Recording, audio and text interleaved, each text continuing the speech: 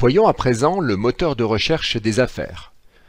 Vous avez en haut à gauche un bouton plus avec nouvelle affaire marqué en dessous qui permet de créer une nouvelle affaire, une nouvelle expertise par exemple. À droite, vous avez un moteur de recherche sur lequel vous pouvez rechercher en tapant un texte libre et il ira rechercher automatiquement dans les différents champs de l'expertise. Par exemple, si je recherche DUP, on voit tout de suite qu'il trouve ça. Si je recherche DUT, par exemple, et je n'ai pas d'expertise qui commence par DUT, et donc le moteur de recherche ne trouve pas, et c'est bien normal. Vous cliquez sur le X pour annuler le critère de recherche. Vous pouvez également rechercher par statut d'expertise, c'est-à-dire actuellement est coché par défaut les expertises actives, mais vous pourriez voir quelles sont les expertises archivées que vous avez, ou les projets d'expertise si vous avez par exemple une expertise sur laquelle vous travaillez qui n'est pas encore signée, dans le cas d'expertise privée par exemple. Voilà, vous pouvez travailler, vous avez trois statuts types d'expertise, et si vous ne cochez rien, bien entendu, le moteur de recherche vous présentera l'ensemble des statuts disponibles. Vous avez deux vues possibles. En cliquant sur changer la vue, vous allez accéder à une vue financière et à une vue par date.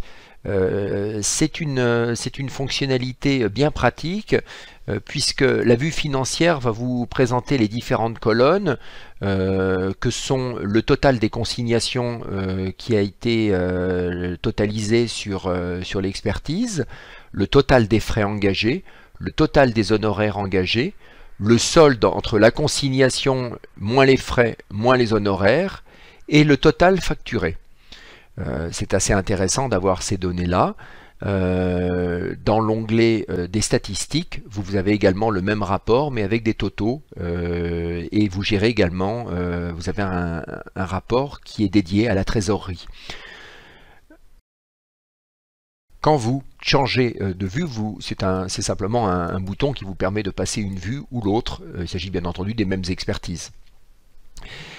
Générer la liste permet de générer un état des expertises affichées, c'est-à-dire que par exemple si vous cliquez automatiquement sur ce bouton, vous allez avoir l'état financier des affaires qui est disponible, sachant que je suis sur une vision financière.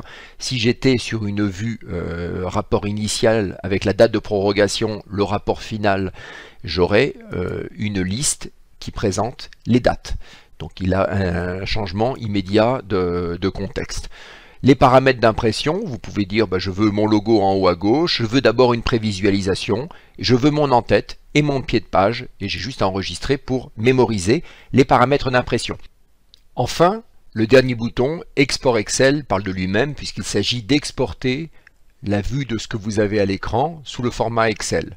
Je clique sur le format Excel, je donne un nom, par exemple test, hop, et immédiatement, voilà, vous retrouvez les différentes colonnes que vous avez à l'affichage. Donc c'est assez pratique si vous voulez transmettre par exemple à votre comptable un ensemble d'états, et c'est tout à fait possible grâce à cette fonction.